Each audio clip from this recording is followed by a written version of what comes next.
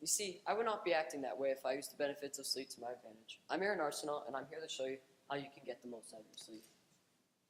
How many? The first question a lot of people ask is, how many people cannot get a good sleep? Well, about 50% of Americans cannot get a good sleep. This is a large number considering how many Americans are in the world.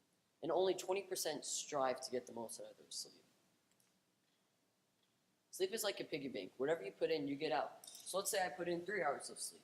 The next morning, when I wake up, all the hurdles are going to take me down and I will not be ready for the day. But let's say I put in 10 hours of sleep. The next day, I will be ready for the day to take on any hurdles. Sleep is not a luxury, it's a necessity.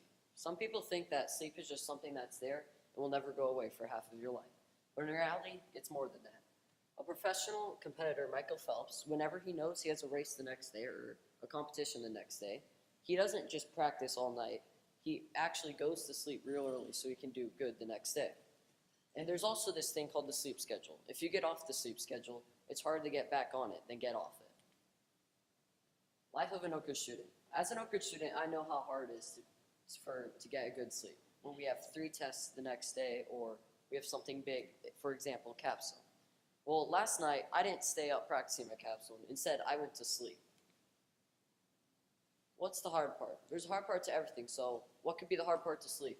The hardest part for sleep is time management. A lot of people say that they have something to do during the night, so they cannot get a good sleep. Well, the ways to counter this are right here.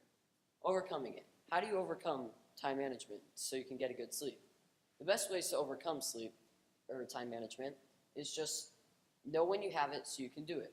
So, for example, again, Michael Phelps, when he knows he has a competition the next day, he goes to sleep. What if, let's say you do everything I've mentioned so far, and you still can't get a good sleep. What should you do?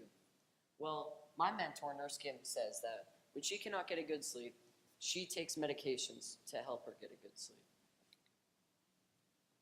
So, what should you do? What should you do to get the most out of your sleep? Well, some of the best things to do is to turn off all electronic devices, because as a quote is, time flies, and you will never really know if you're just on your electronic device. Trust me, it's happened to me before. Another thing is not eating right before bed. If you eat right before bed, then you're not going to feel good, so it'll be hard to get a good sleep. So next time you go to sleep, I challenge you to use the benefits of sleep.